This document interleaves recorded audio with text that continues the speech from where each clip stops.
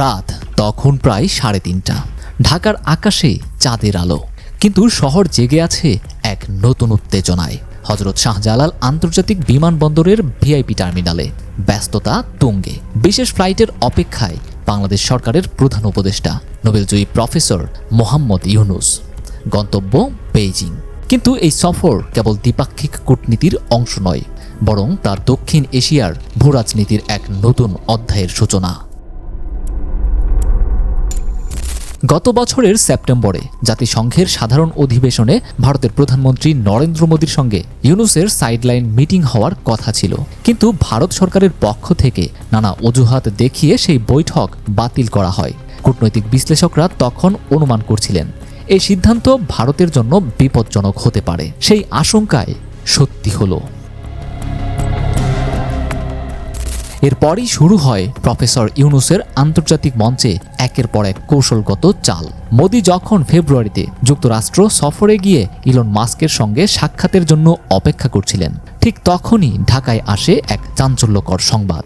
বিশ্বের সবচেয়ে ধনী এবং আমেরিকার অন্যতম প্রভাবশালী ব্যক্তি ইলন মাস্ক মাত্র কিছুক্ষণ আগে বাংলাদেশের প্রধান উপদেষ্টার সঙ্গে এক বিশেষ ভিডিও কনফারেন্স করেছেন। মিটিংয়ের টাইমিং ইঙ্গিতপূর্ণ। মোদির বৈঠকের 1 ঘন্টা আগেই এমন একটি খবর প্রকাশ্যে আসার অর্থ স্পষ্ট। বাংলাদেশ তার কূটনৈতিক অবস্থানকে দক্ষিণ এশিয়ার গণ্ডি ছাড়িয়ে বিশ্ব পর্যায়ে নিয়ে যাচ্ছে। ইলন মাস্ক এখন আর শুধু একজন ব্যবসায়ী নন, তিনি ট্রাম্প প্রশাসনের গুরুত্বপূর্ণ পরামর্শদাতা এবং আমেরিকার নীতি নির্ধারণে বড় ভূমিকা রাখেন। মাস্কের সঙ্গে ইউনূসের আলোচনার পরপরই দেখা গেছে এসকে ইলন মাস্ক সরাসরি বাংলাদেশের প্রধান উপদেষ্টাকে ফলো করেছেন। এরপরই আসে আরও বড় চমক। মার্চের শুরুতেই চীনের প্রেসিডেন্ট শি জিনপিং ঘোষণা দেন তিনি বাংলাদেশের প্রধান উপদেষ্টা মোহাম্মদ ইউনূসকে বেইজিং সফরের জন্য আনুষ্ঠানিক আমন্ত্রণ জানাচ্ছেন এবং তাকে নিয়ে আসতে চীন বিশেষ বিমান পাঠাবে। এটি শুধু সম্মানের বিষয় নয়, এটি কূটনৈতিক সম্পর্কের এক গভীর ইঙ্গিত। চীন সাধারণত খুব নির্দিষ্ট কয়েকজন নেতার ক্ষেত্রেই এমন প্রোটোকল অনুসরণ করে। বিশ্ব রাজনীতিতে অত্যন্ত গুরুত্বপূর্ণ ব্যক্তিদের জন্যই এই সম্মান সংরক্ষিত রাখে। মোদিকেও এমন মর্যাদা চীন কখনো দেয়নি। শুধু চীনেই নয়, মে মাসে ইউনূস যাচ্ছেন জাপানে। সেখানে জাপানের প্রধানমন্ত্রী শিগেরু ইশিবার সঙ্গে তার গুরুত্বপূর্ণ দ্বিপাক্ষিক বৈঠকের কথা রয়েছে। তবে এখানেই শেষ নয়। জুন মাসে ইউনূসের সৌদি আরব সফরের গুঞ্জন ছড়িয়েছে। মধ্যপ্রাচ্যে বাংলাদেশি শ্রমবাজার, বিনিয়োগ ও অন্যান্য অর্থনৈতিক সহযোগিতার বিষয়ে গুরুত্বপূর্ণ আলোচনা হতে পারে।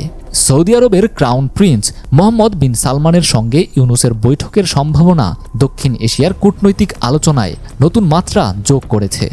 বিশ্লেষকরা বলছেন এই সফরগুলো দেখিয়ে দিচ্ছে যে ইউনূস এখন আর কেবল বাংলাদেশ কেন্দ্রিক নন, বরং আন্তর্জাতিক অঙ্গনে দক্ষিণ এশিয়ার এক নতুন নেতা হিসেবে আবির্ভূত হচ্ছেন।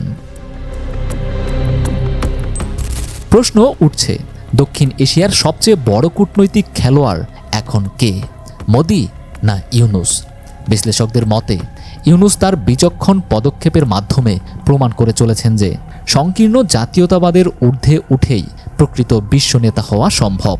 কেবলমাত্র আঞ্চলিক আধিপত্য নয়, বৈশ্বিক স্বীকৃতিই প্রকৃত শক্তি। ভারতের জন্য এটি একটি কঠিন বাস্তবতা। দক্ষিণ এশিয়ার ভূরাজনৈতিক চালচিত্র বদলে যাচ্ছে এবং ইউনূস সেই পরিবর্তনের কেন্দ্রে অবস্থান করছেন। চীন, জাপান, সৌদি আরব, এমনকি যুক্তরাষ্ট্রের মতো শক্তিধর রাষ্ট্রগুলোও তার সঙ্গে সম্পর্ক গভীরতর করছে, যা ভারতের জন্য বড় চিন্তার কারণ হয়ে দাঁড়িয়েছে। ভারত যদি এই বাস্তবতা বুঝতে দেরি করে, তাহলে তারা দক্ষিণ এশিয়ায় নিজেদের প্রভাব হারাতে পারে। আর ইউনূস দিন দিন নিজেকে দক্ষিণ এশিয়ার সবচেয়ে গুরুত্বপূর্ণ নেতা হিসেবে প্রতিষ্ঠা করতে থাকবেন। বিশ্লেষকরা বলছেন ভারত সম্ভবত বুঝতে পারেনি যে মোহাম্মদ ইউনূস শেখ হাসিনার মতো নন।